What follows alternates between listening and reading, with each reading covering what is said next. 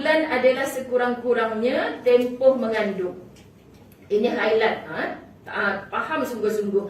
6 bulan adalah sekurang-kurangnya tempoh mengandung. Sebab itu mengandung tak cukup 6 bulan, biasanya memang takkan hidup bayi tersebut.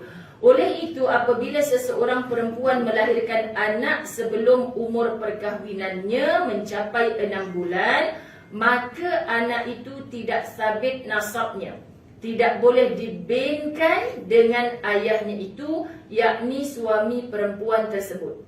Mengandung tak sampai 6 bulan, tiba-tiba lahir baby. Faham ya muslimat? Hidup sihat pula tu, siap tumbuh gigi lagi baby kan. Jadi orang kata ni anak siapa ni sebenarnya? Tiba-tiba didaftarkan, dibinkan kepada bapa itu. Sebenarnya dia sama sekali tidak layak dibinkan kepada ayah itu. Okey, saya pernah dipanggil untuk rancangan dengar dululah yang musim 1 dulu, bukan musim 2 sekarang ni. Saya memang setiap minggu muslimat. Jadi dia tanya tentang perkara ni. Lepas tu pengacara boleh cakap, oh rupanya salah ni ustazah, dah terlanjur segala, lepas tu nikah dengan orang tu. Lepas nikah halal, suami dia lari, berpoya-poya pula dengan perempuan lain. Lepas tu dia kata tak apa, yang penting bayi ni ada bapa. Sedangkan muslimat, benih dah jadi, tetap itu dinyatakan sebagai anak luar nikah. Sebab jadinya perhubungan, muslimat dirahmati Allah, ketika ibu dan ayah belum bernikah. Ibu tetap ibu dia. Sebab tu kadang-kadang orang nak buat upah umrah, ustazah, Al-Fawaz buat upah umrah tak? Buat, insya-Allah. Saya nak bagi nama arwah ni bin bapak ke bin emak dia. Dah suka hati lah nak bubur bin siapa pun apa. Sebab ada ustaz yang berpandangan jangan binkan kepada bapak, binkan kepada mak. Okey, faham, ya, ada pendapat macam tu. Kerana apa muslimat? Kerana mak tu confirm mak dia. Terbukti yang koyak rahimnya adalah ibu, yang ditompang kantung rahimnya adalah ibu. Tapi bapa minta maaf sebut, apatah lagi dengan perempuan jahat yang berkali-kali bertemu dengan lelaki. Tiba-tiba anaknya bukan 5 orang. Dia bersama dulu dengan 5 lelaki, keluarnya seorang. Ya, anak siapa ni? Hidung macam muka A, telinga macam muka B, kan, bibir macam muka C. Mak dia tengok pun pening aku, dia kata kan. Sebab itulah pernikahan itu sangat penting. Okay, muslimat dirahmati Allah. Jadi nasab ni sangat penting dalam Islam. Sebab orang boleh je nak berhubungan dengan siapa sahaja, tak rasa berdosa. Tapi kalau dia memikirkan jangka masa panjang. Sebab itu Masya Allah sampai hinanya perhubungan itu, Allah Rabbi nak sebut pun takut. Okay, kalau seorang anak perempuan lahir tanpa nikah, dia tak layak dibentikan dengan bapa biologi dia itu. Sebab keluarnya, terjadinya dia sebelum ibu dan ayah tu bernikah. Besar anak perempuan ni, tiba dah masa nak berkahwin. Okay, datang orang melamar dia sebagainya. Mak dah pening dah, macam mana nak nikahkan dia. Sebab itu bukan bapa sebenar dia. Dan Imam Syafi'i menyatakan si bapa yang konon bapa tadi tu hatta boleh menikahi anak tu.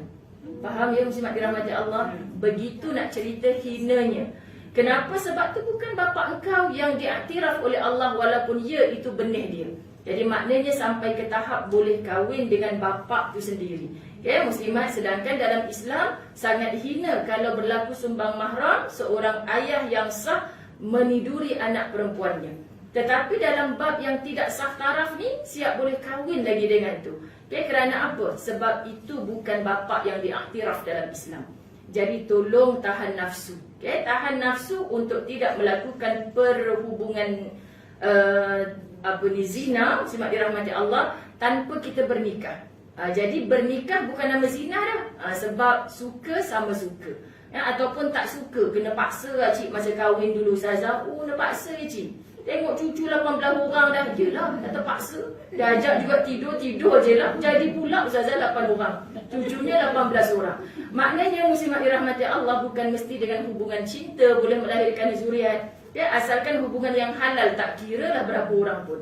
Ya, jadi perkara macam ni, apa pengacara dengar tersebut, okay, dia ketika itu dia pun baru tahu boleh sampai kahwin, bapak dia kahwin dengan budak tu. Habis tu drama-drama Melayu yang bila dah mengandung surah berkahwin tu salah lagi ustazah. Jawapannya muslimat dirahmati Allah, sebab kita tak tahu dalam tu sebenarnya benih siapa. Lebih-lebih lagi perempuan itu mungkin perempuan yang telah melampiaskan nafsunya kepada beberapa orang lelaki. Allahu Rabbi. Jadi nak kenal pasti mudah je. Tidak ada kelahiran yang sempurna sebelum kandungan itu mencapai usia 6 bulan. Tapi kalau dah lepas 6 bulan, Kak Pah pun busy body kan, Kak Pah saling dah. Bukan baru je. Kan mak dia confident je. Kak Pah ni dah 6 bulan 1 hari.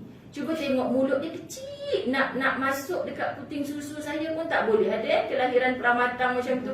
Kecil, Masya Allah. Orang kampung boleh bercakap. Tahan nak keluar nikah kot. Dah bersalin kecil je baby tu. Lepas 6 bulan, baby tu insya-Allah dengan izinnya Allah, rawatan yang rapi, boleh sihat, boleh sempurna lah. Sebab memang sebelum 6 bulan dia tak boleh hidup dengan selamat, sihat. Tapi selepas 6 bulan Allah izinkan dia boleh menjadi, kalau ada kehidupan untuk dia, hiduplah dia sampai hari ini insya-Allah. Baik muslimat dirahmati Allah, perhatikan sekali lagi.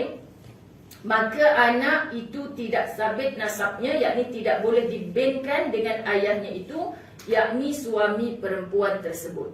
Okey, jadi perkara ini sangat banyak berlaku. Anak murid saya antaranya orang-orang yang mengeluarkanlah surat-surat, menandatangani. Ustazah ingat macam mana kami kerja dulu di JPN, Jabatan Pendaftaran Negara. Bukan ratusan sahabat, tapi ribuan.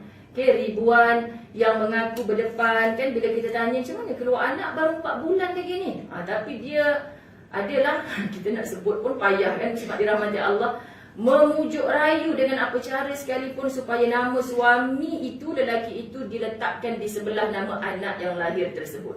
Okay, jadi perkara macam ni, Allah Ustazah macam mana saya nak bertaubat kepada Allah perkara macam ni. Okay, jadi perkara ni muslimat, semua orang yang mengiyakan, yang konon nak menutup malu, akan ditanya di hadapan Allah. Jangan buat main-main.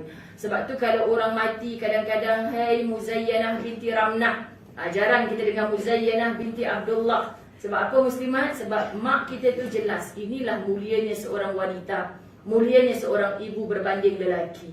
Dan wanita takkan mengandung tanpa benihnya lelaki.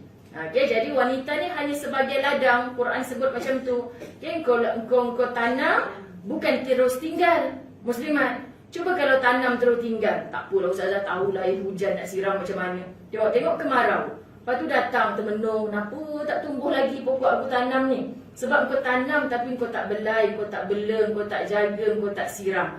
Macam mana nak menjadi pohon yang cantik, indah, segar, bugar, mengeluarkan hasil?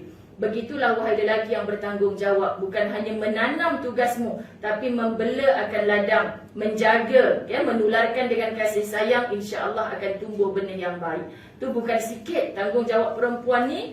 Dah orang campak air kat kita, Ustazah, mengandunglah kita, nak buat macam mana? Macam tu kan. Jadi tanggungjawab yang sebenar bukan perempuan, tapi adalah sang ayah, yakni lelaki.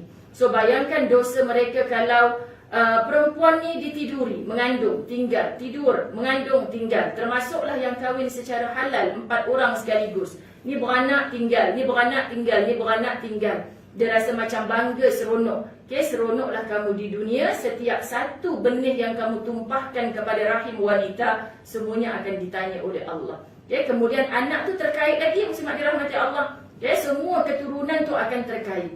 Inilah nasab sangat penting di dalam Islam. Okay.